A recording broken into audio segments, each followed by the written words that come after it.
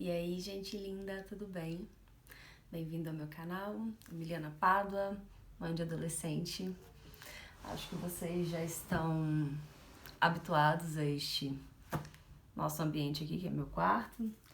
Às vezes tem bagunça, minha mesinha tá meio zoada, mas é essa, gente, a minha realidade. No vídeo de hoje, dando continuidade ao último assunto, que foi desconstrução e reconstrução, e a gente acabou o vídeo falando sobre confiança, entrega, né?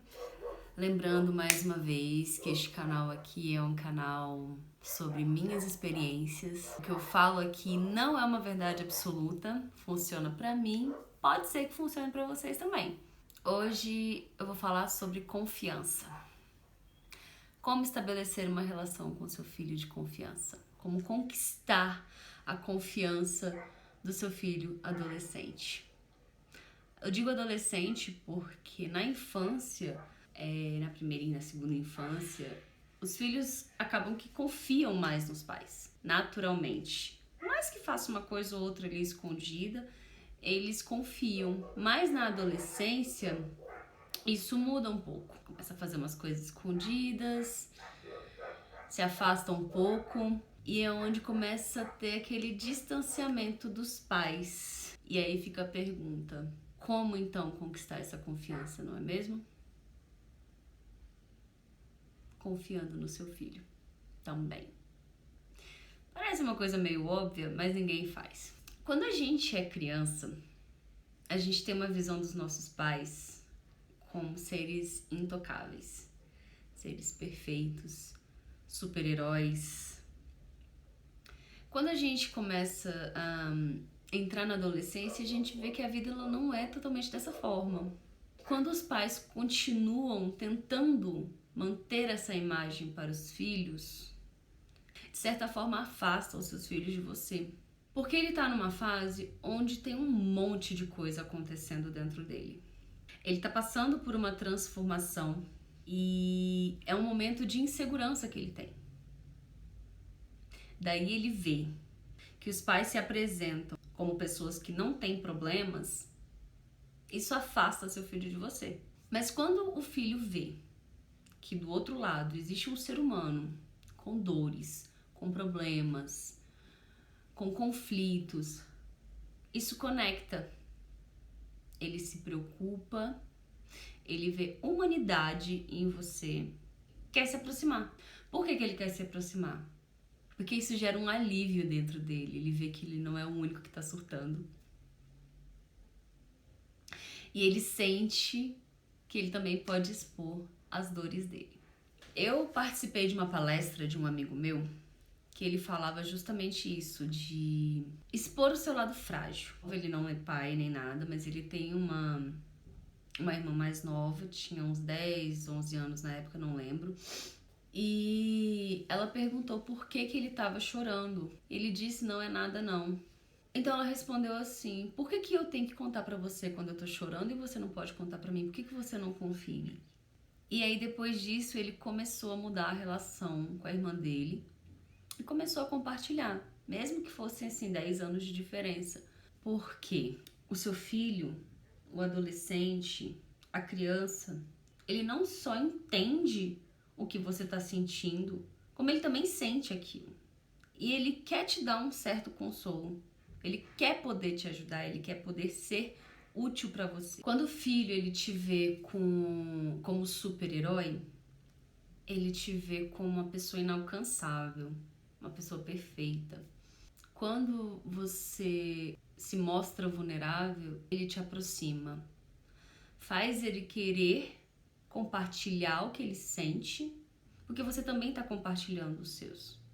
E por que os pais também, além de gerar essa confiança, né, esse elo de confiança com os filhos, por que é importante se mostrar também vulnerável?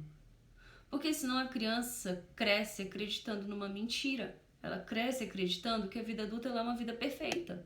E a nossa vida está longe de ser perfeita. A quantidade de problemas que a gente tem, assim, imensurável.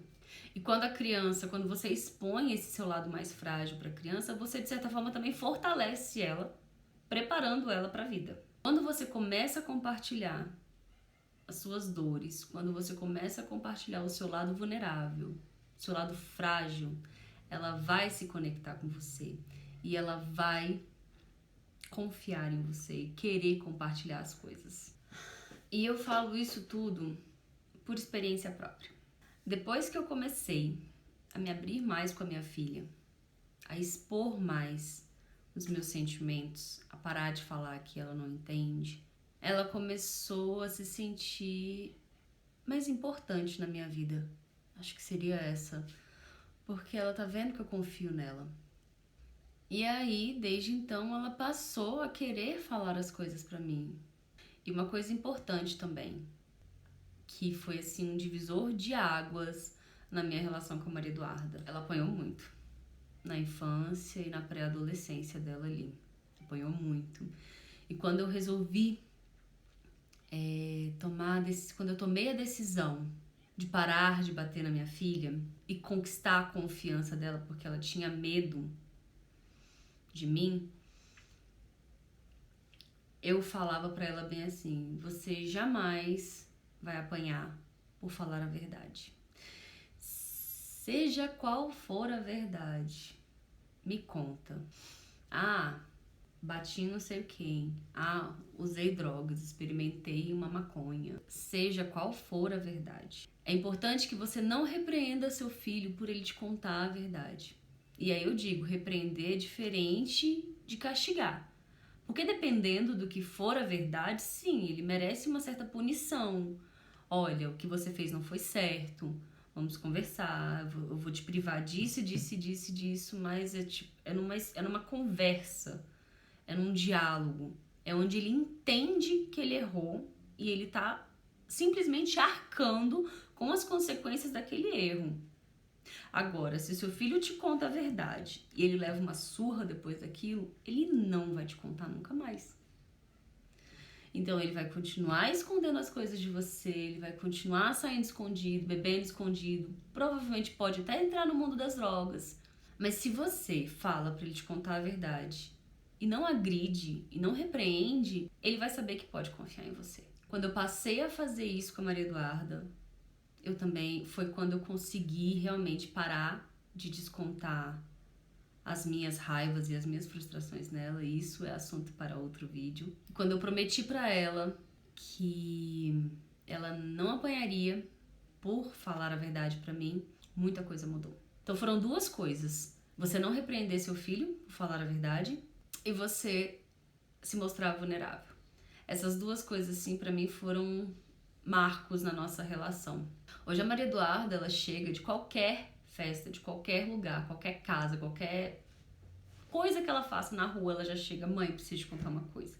Aconteceu isso, isso, isso. Às vezes ela me fala coisas até que as amiguinhas dela fazem e que ela acha errado, e que as amigas não confiam nas mães e nos pais, e que ela não faz. E ela chega em casa compartilhando comigo. Eu viajei uma semana na casa da minha amiga, aqui em Brasília mesmo.